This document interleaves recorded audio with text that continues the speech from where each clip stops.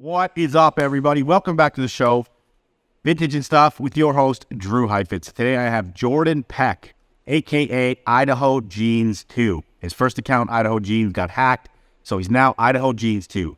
He's only been in the game a short time of 5 years, but this gentleman has seen more denim, touched more denim, dug out more crazy denim, bucklebacks, biggies, Levi's, salvage, Lees and Wranglers and all that stuff than most people who've been doing it for much longer, including myself, who's been doing it for 20 years.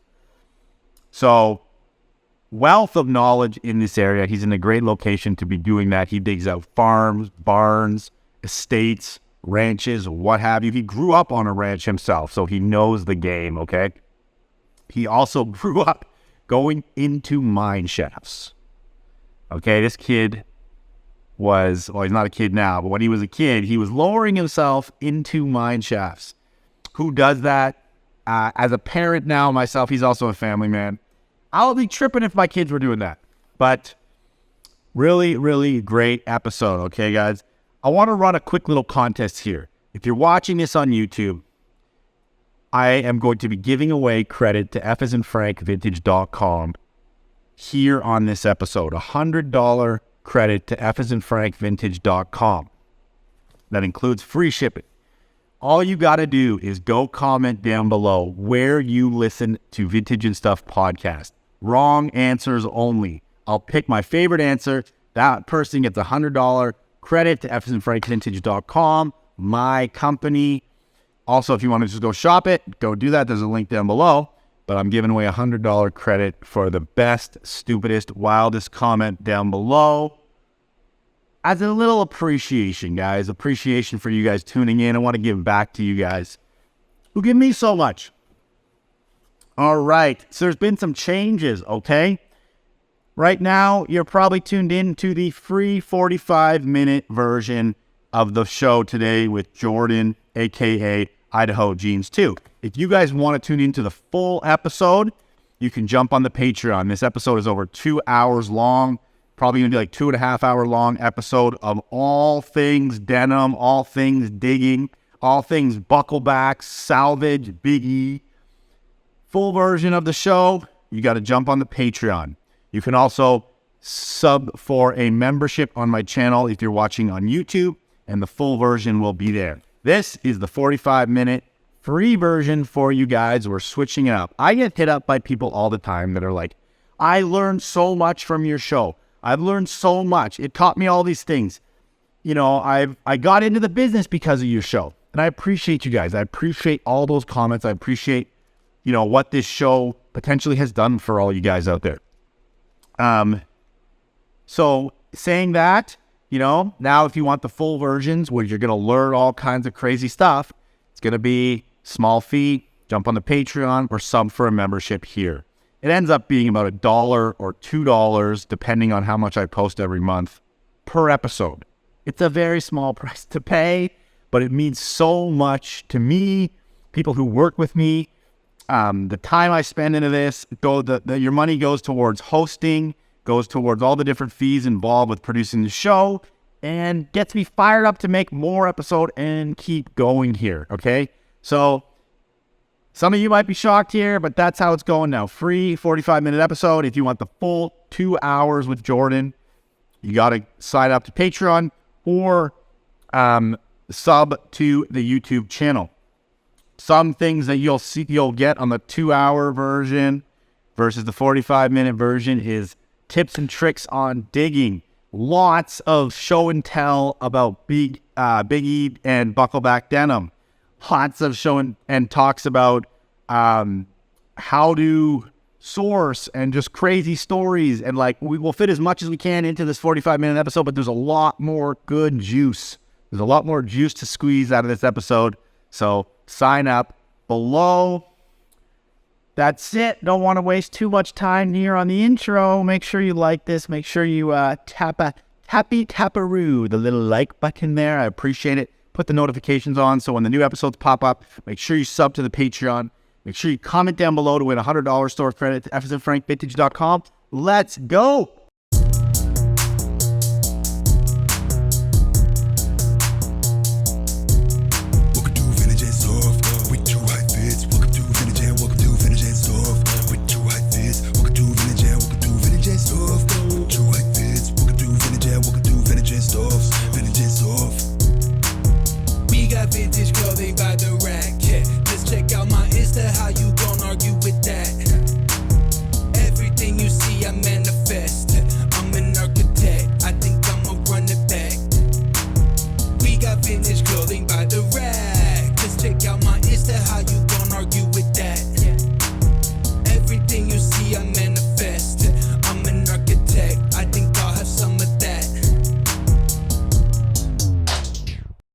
Jordan, welcome to the show. How's it going, Thank buddy? you for coming on.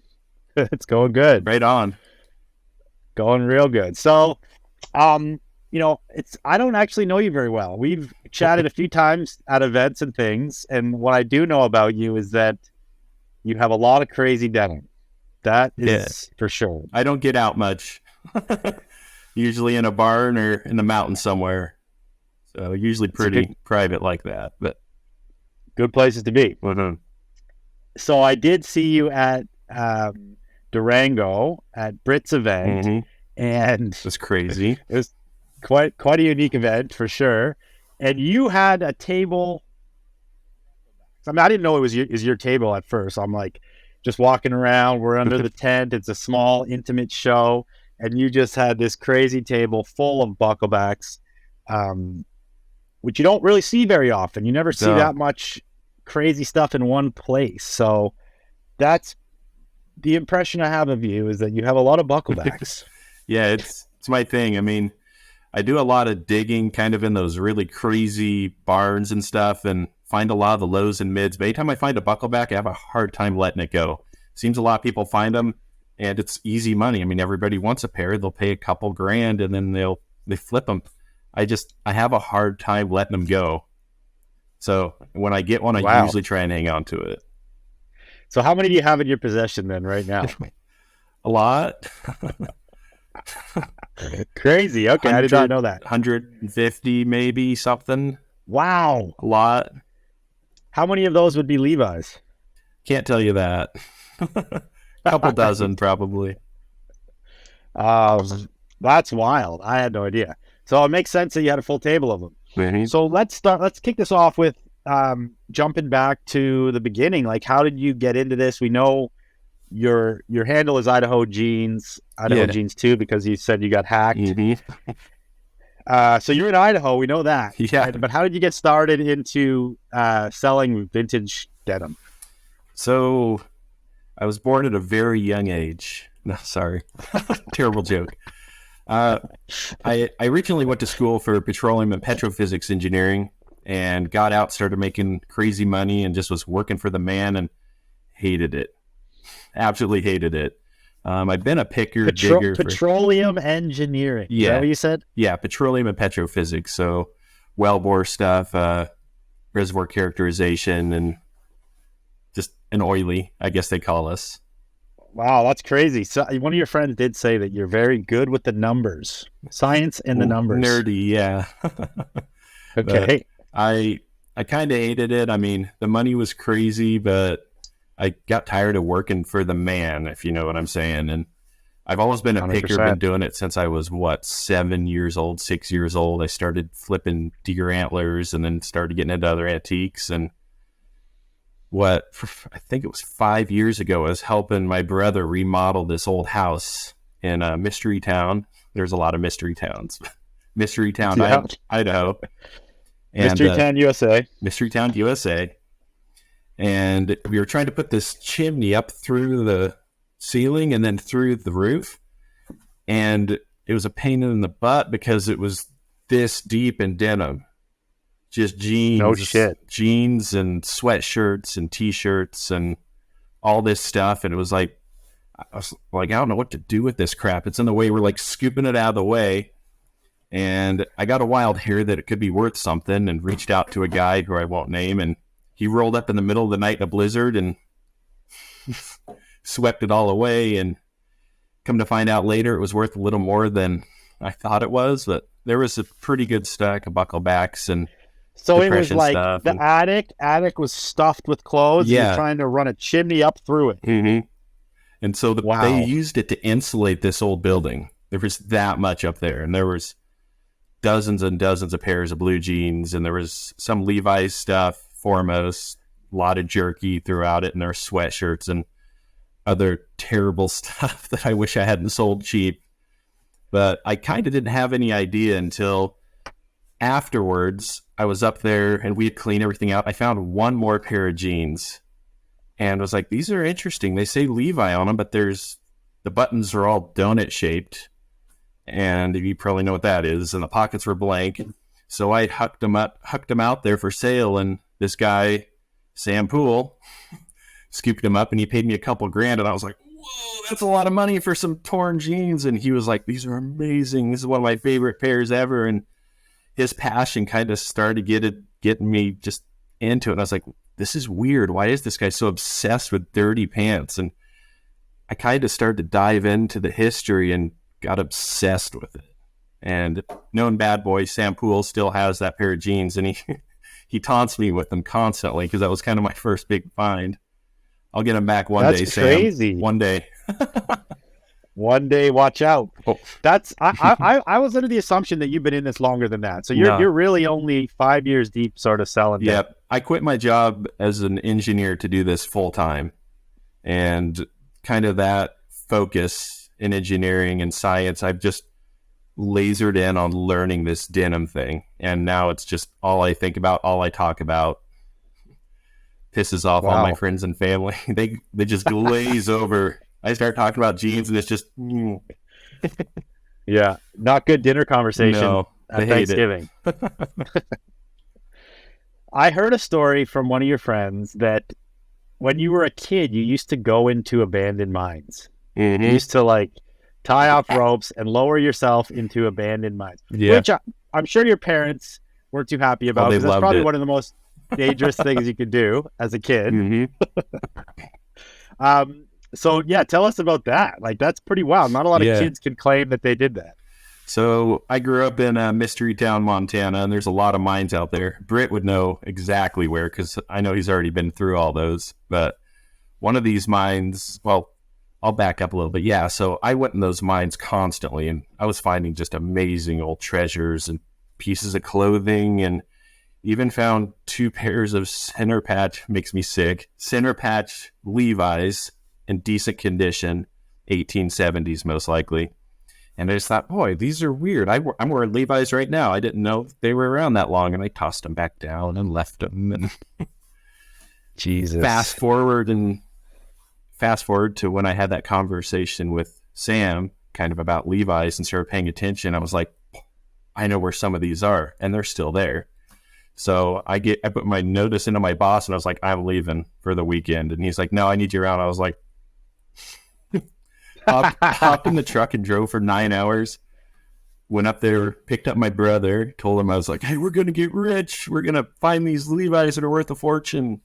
It took us 2 days of hiking around to the mountains to find this old mine, because it'd been a decade.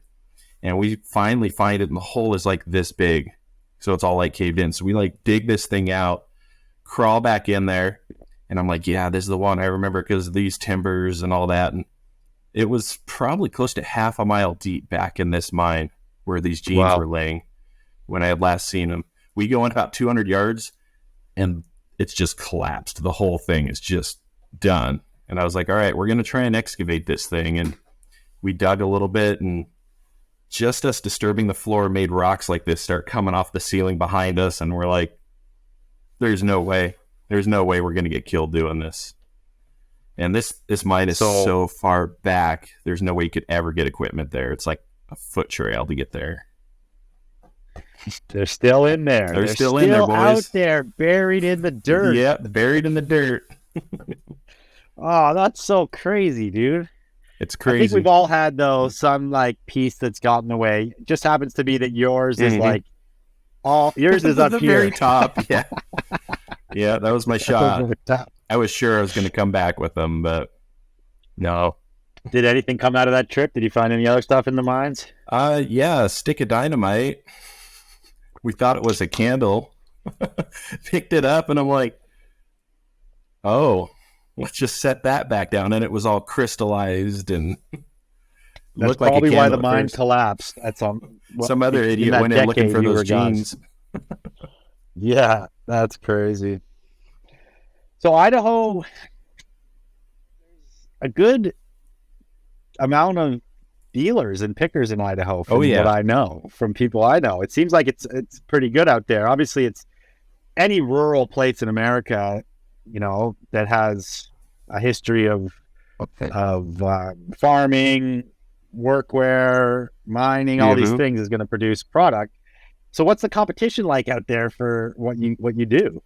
It's You pretty guys all work stiff. together, or is it tight? Yeah. Yeah, so I've got a really good team. Huey Stitches, that's Houston on Instagram. There's Mallory Ridge, that's Andrew Simpson. And Retro on Maine, that's Rose. And that's my team of 4 people. And we pick a lot together. Like, we don't ever like to go in somewhere just solo. And we found that kind of working together, we can really share our strengths. Like, Rose is really good at retail. She knows how to sell those lows and mids like crazy. And she knows more about the women's wear. Andrew is like a military nut expert. He just actually found this crazy jacket. He moved to a museum down in California. Wow. And Houston's our sweatshirt and t-shirt guy. And I'm Mr. Jeans. So we kind of all work together and complement each other's businesses, and we don't really flip off of each other. We trade and stuff, but I don't, like, Houston wouldn't buy a $1,000 sweatshirt from me for $80, tell me it's nothing, and then flip it. He'll be like, bro, this is something special. So we kind of got that relationship, and it's cool to have people that got your back whenever you need to just jump in a truck and go dig through a mine or a barn somewhere. Yeah, of course. And it's cool, like you said, that you guys complement each other and can work together in that way, because it's kind of rare. You know, I've seen this more in the last 10 years than previous, where people are now working together, and like, because you're right, you don't want to be out there doing some of this stuff alone. No, it definitely can be dangerous. You don't know what situations you're going to get into. You need backup. You need extra hands just for the sheer workload of some of this stuff. Oh, right? yeah, and it is really dangerous. I mean, Andrew, I watched him fall through the attic of a barn, and I think I've got a picture of it. I should probably put it on my Instagram, but he's like there hanging with his legs through the floor, and I've been trapped in mines before. I've had stuff collapse in behind me and had to dig my way back out, and I've been hit by rocks, and it's good to have somebody with you for sure. So I got a question. This pertains back to you as a kid going into mines. So give us like your top 5 tips for going into abandoned mines. Don't do it. Don't do it. It's dangerous and it's stupid. I mean, if you have kind of an idea of what you're looking for and like how to go into a mine and be safe, I mean, there's lots of poison gases they'll settle in these mines. There's CO, carbon monoxide gas, CO2, there's H2S gas. And like, if you get into a high H2S concentration, the way I've heard it described is you can walk through it and it'll be like on the bottom couple feet of the floor, and stir it up. You'll take a breath and you'll feel dizzy. Your next breath, you'll be on the floor. Third breath, you're unconscious. Fourth breath, you're dead. And it'll get you that fast. So you want to take a detector with you, a multi-gas detector, if you're going to be doing that. I did a lot of mining kind of with my engineering degree, or my engineering career, so I kind of have an idea of where it's getting dangerous, but it's unpredictable. I mean, one of these I was in, we were crawling through a hole maybe 2 feet wide, and I had my brother with me, and we go, and there's this opening, and we could actually see denim on the other side of where this floor had fallen out. We're like, boy, we got to try and find a way to get over there. And I look up, and right here, there's boulders the size of a car. They're being held up by willow branches that are just kind of woven into it, and they've like molded and turned to dust, but somehow they're still holding this boulder. And it's like, if I had like leaned against it, I'd probably still be up there. But top 5 things, top 5 tips is 1, don't do it. It's dangerous. It's very dangerous.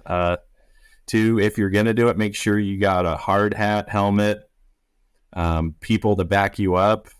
I think the next 4 tips are all safety. So yeah, for sure. I always take a string with me, and when I go into a complex, I'll take every single right. So I'll take the first right and put a string in front of that left split. Take the next right, put a string in front of that next left split until I hit the end of all the rights, and then I come back and do rights again, putting a string in front of every direction except out, so I can find my way out of the thing. So another thing I would suggest is take really good lights, lots of batteries, food, water, because getting trapped in those things is really scary. And unless you're Brit Eaton, I wouldn't recommend rappelling down into those things because it's super dangerous. I've done that sort of thing and gotten stuck, had the ropes get pinched and ropes get cut. Like it's really dangerous.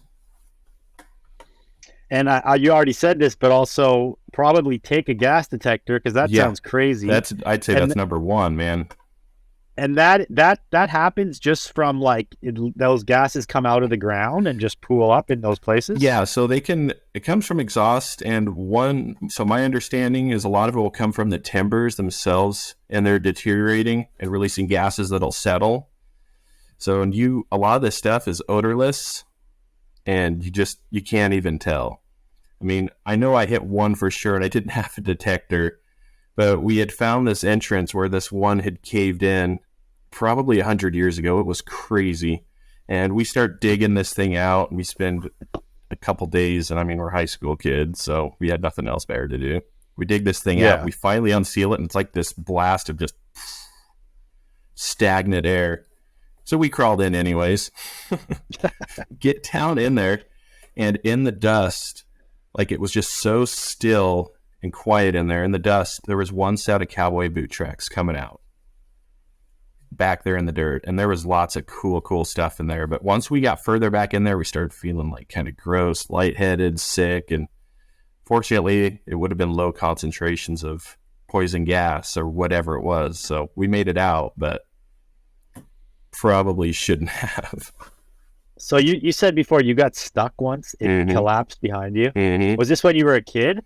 Yeah, I mean, I think 17 or 18, and I had crawled through this small tunnel, maybe 3 feet across, trying to get back into this, see what was back there, and some stuff shifted, and some rocks just fell out, and it left a gap about like that.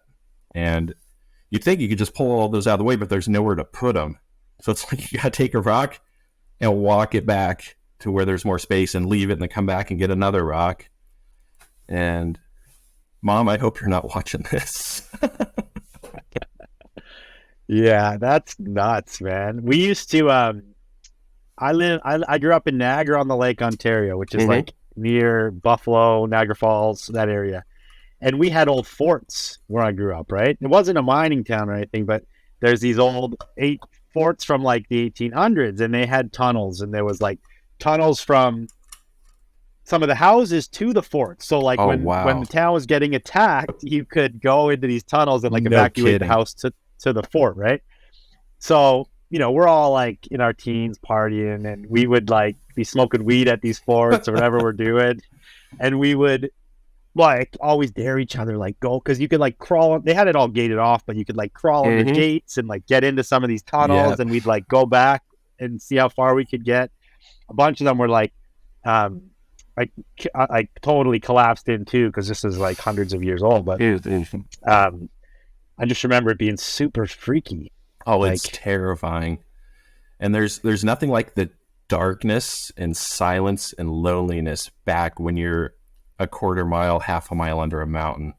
One of my favorite stories, and this might be the one that one of my buddies was referring to, is we had crawled back into this mine maybe, boy, it was a long ways. I mean, it may have been half a mile back. Just we are under this huge mountain. And we find this trap door in the floor of this kind of big, like almost like a cathedral room. But this thing was probably 100 feet across, and it had all the tracks and everything with the carts were all met right there. And we go off this one tunnel, and there's this trap door in the floor. And I mean, square nails, rope handle, just amazing old trap door. We lift this thing up, and there's 2 ladders that just go down on either side. And we're shining our lights down there, and we're like, man, we can't even see the bottom of this sucker.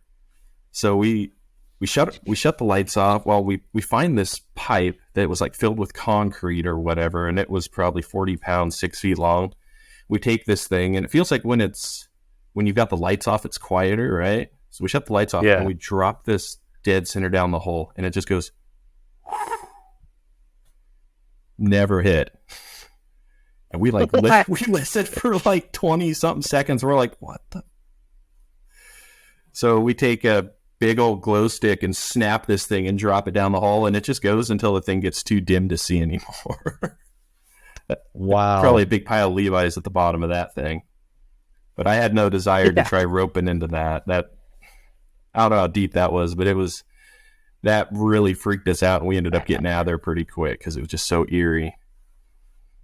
Yeah, that's crazy. Like hundreds and hundreds of feet deep. These mines, like people, I think, because I used to think this too. Like you'd think of a mine and you're thinking like someone digs into a mountainside, this straight tunnel, and that's it. Mm-hmm. But these mines, when you look at them like in a 3D rendering map, there's like shafts go down, right? And then the tunnels are called something different, or drifts.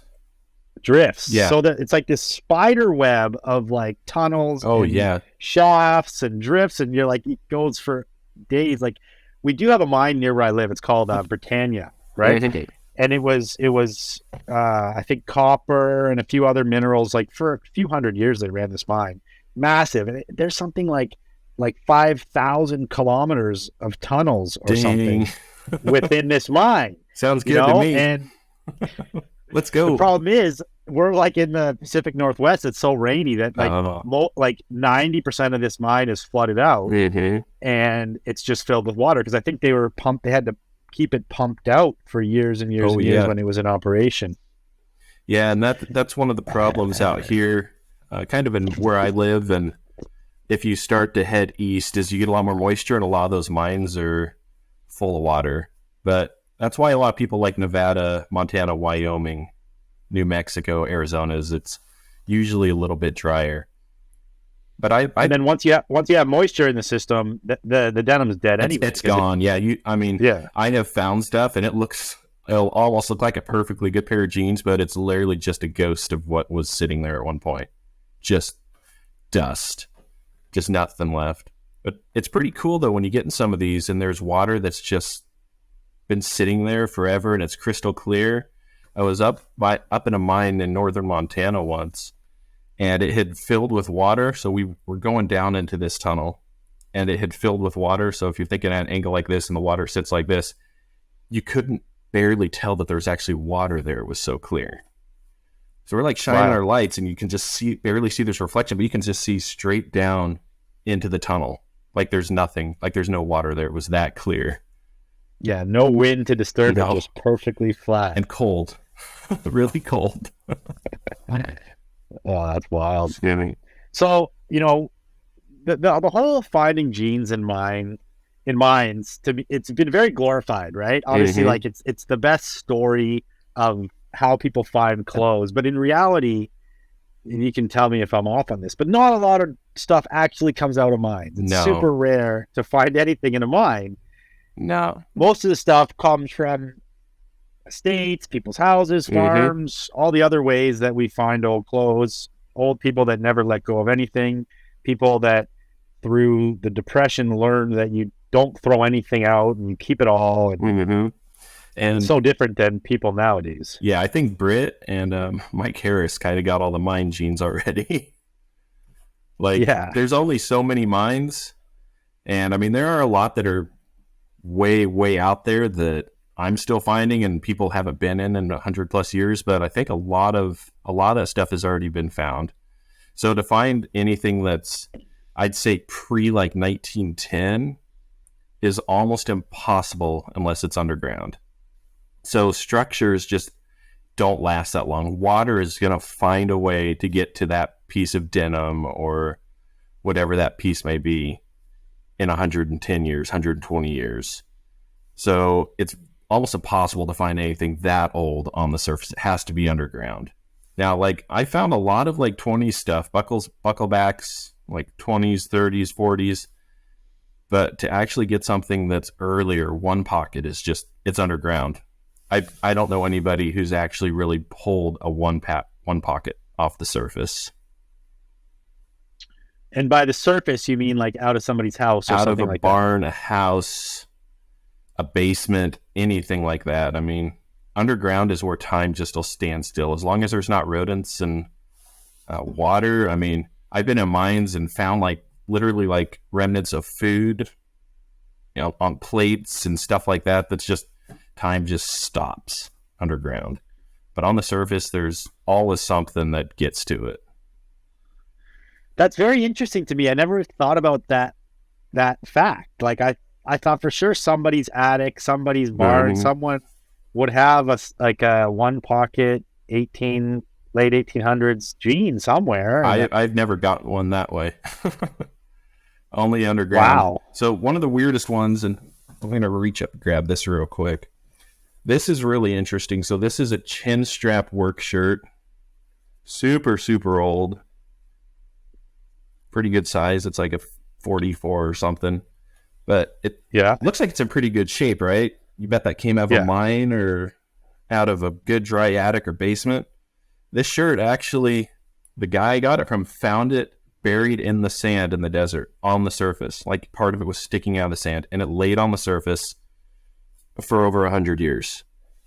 So I think there's something to be said with how dry it is down there in Nevada, that some of this stuff will survive. So, I mean, it smells kind of like, it's got like a tar or pitch smell to it. So maybe it got soaked in something before it was left out there. But that's really probably the only instance I've ever heard of anything that old coming off the surface. Yeah, that's crazy. Just sitting there in the sand. Mm-hmm. There were the Solomon Warner Levi's from 1890 something, 92 or 93 that came out of a trunk in somebody's attic, and they were dead stock one pockets. But that was like 10, 15 years ago, and they ended up selling somewhere in Malaysia. That's probably the only one I've ever heard of came out off of the surface. Wow. I guess I don't pay that much attention to where these things are coming from. What's the oldest pair that you've ever had in your possession? Oldest Levi's stuff. I mean, I've got some 1874 Levi's rivets that are pretty neat, but actual complete pairs, I can't really tell you. I've got some old stuff, though. Pretty old stuff. And what about like, there's probably a lot more knowledge out there about dating Levi's in particular than dating any other brands, because there's such a complete timeline, and they were the largest probably, right? So when you look to date like other brands, can we, I'm not that into, I never see this shit. You know what I mean? I see like, me and Jesse were talking about it, and we probably had 5 bucklebacks, maybe 10 bucklebacks in the 20 years we've been doing this, right? How's the knowledge about dating all the off brands and other things, and what are some of the things you can like look for to actually date something that's not a Levi's? So I'll show you.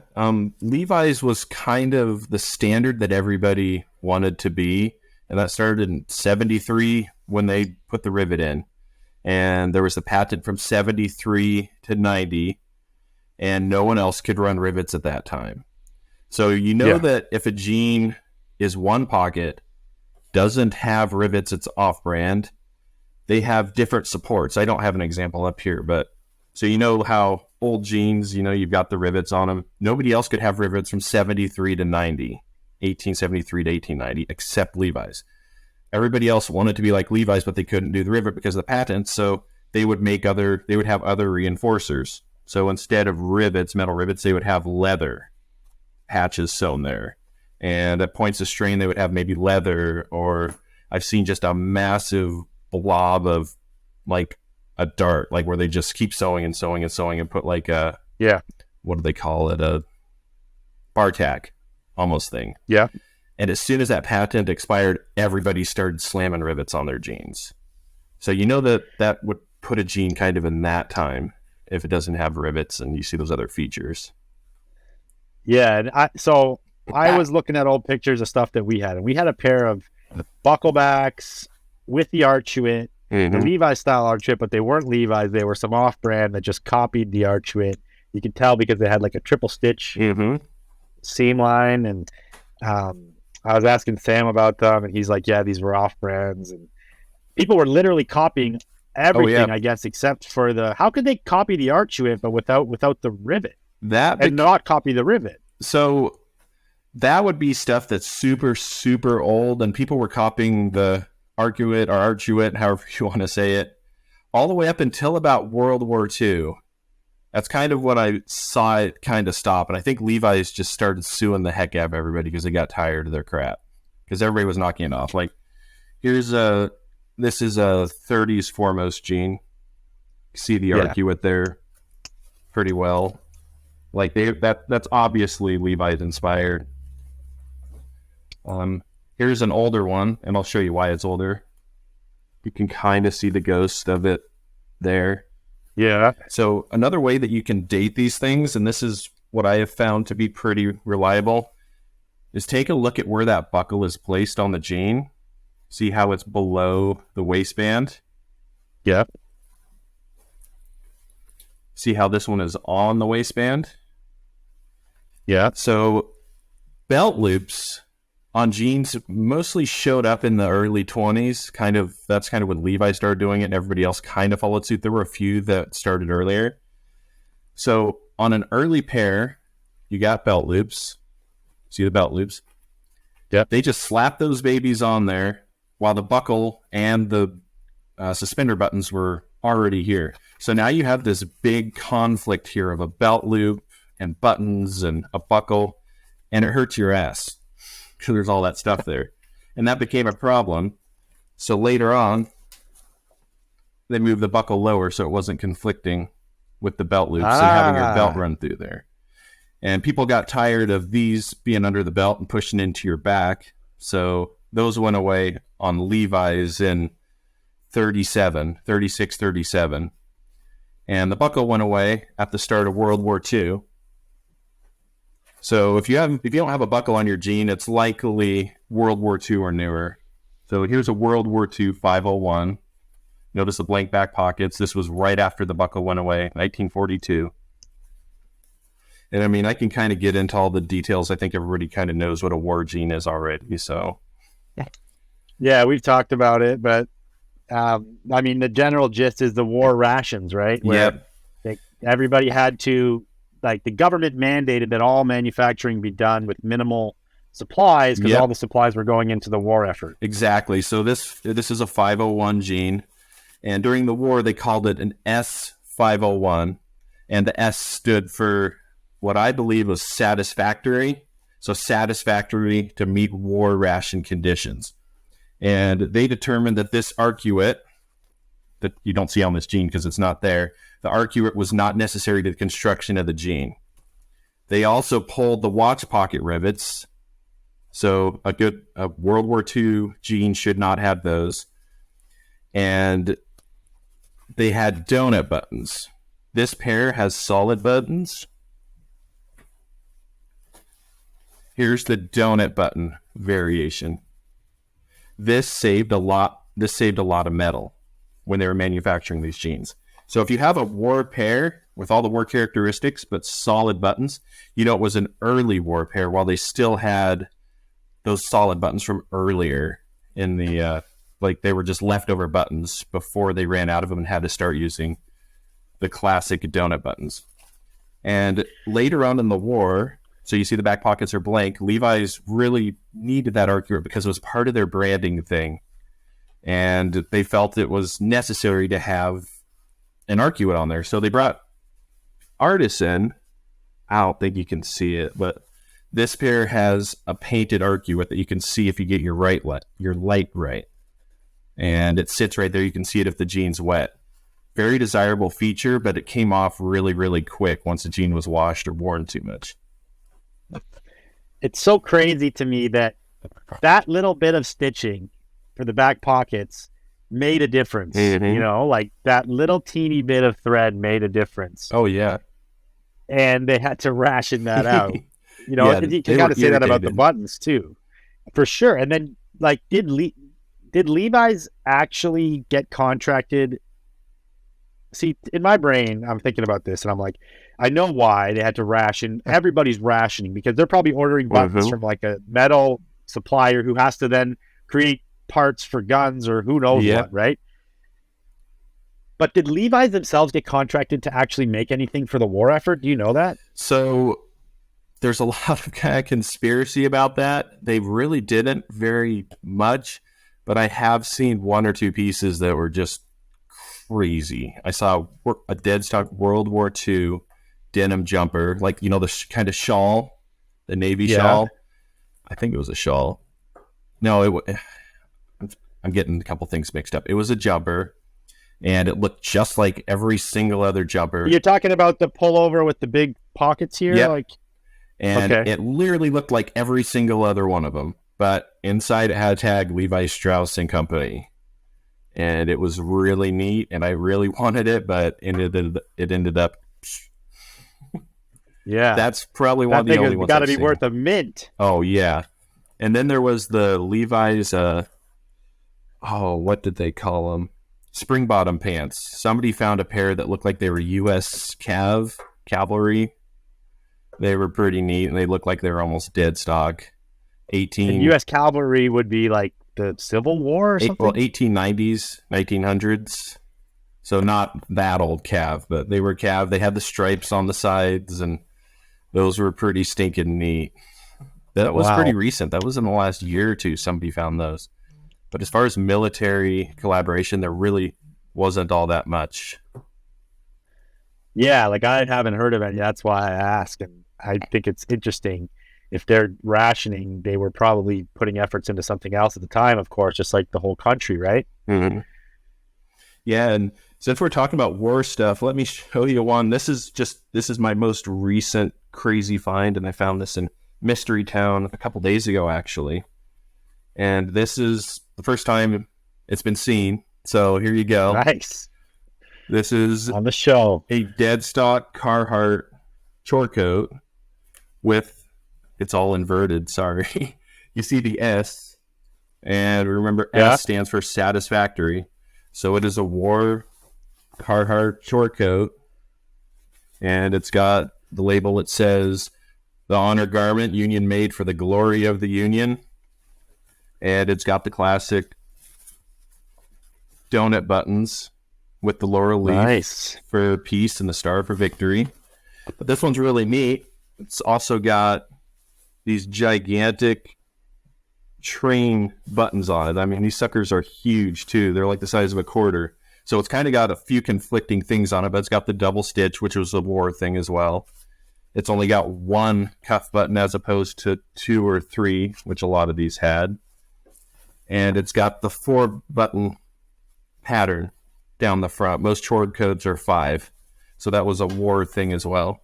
But yeah, this was just beautiful. A random find in Mystery Town, and the guy had a pile of this stuff, and he just saved it from an old miner. He saved all the dead stock stuff, all the stuff that had a little wear or damage he threw away, just because. Don't you hate when you hear that? Jeez. All the time. I hear that 100 times for every time I find something. Oh, you shouldn't have been here last week. We took all of Grandpa's Levi's and we had a bonfire and drank beer and ate marshmallows. Oh my God! So much. Somewhere it's happening right now. Oh gosh! Don't say that. Throwing out some Don't say that. I wanted that jacket. Reminds me of something. I one time picked a dead stock white black bear jacket. Oh. And I heard from one of your friends that's your favorite brand. I'm shaking. Tell us about Black Bear. This was a long time ago, so I'll tell you about jacket quickly. But it was had the flasher tag. It was a white chin strap Black Bear chore coat. I can't remember all the details. I probably can find a picture somewhere. But this was even before Instagram was like a thing. Mm-hmm. Beautiful jacket. And we've had certain Black Bear pieces over the years. I've definitely had a chin strap coverall. Yeah, now I know. I only learned this like last night. So tell us a little bit about Black Bear. What is it that makes it one of your favorite brands? It's so when I started hunting denim right after the big attic fiasco, I was like, okay, I got to find some more of this stuff. And it's not as easy as I thought it was going to be because I broke in easy, found an attic full of bucklebacks and 40s denim. So I started looking hard and I spent a couple months and found nothing. And this old lady reaches out to me from Mystery Town, and she's like, we were taking out this windowsill or taking out this window frame in our house, and this pair of jeans just fell out. And right away I was like, okay, that's probably something old. And she sends me pictures of this buckleback black bear jean. Beautiful. Very beautiful jean. And I was like, okay, I don't know anything about this stuff except people want it. And I rolled up and bought them from her. I think I paid $100 or something, and immediately tried to flip it. And only there was the one guy who was interested in it. He wanted to pay me like $150. I was like, it's pretty cool. I think I'll just hang on to it. And then I started researching it and just kind of built this just obsession with the stuff. And anytime I find a black bear piece, I jump up and down and celebrate. Here's a pair I just found recently. So we talked about World War II being double stitched and not having arcuettes. So here's a World War II black bear jean, donut buttons, and I think there's zinc.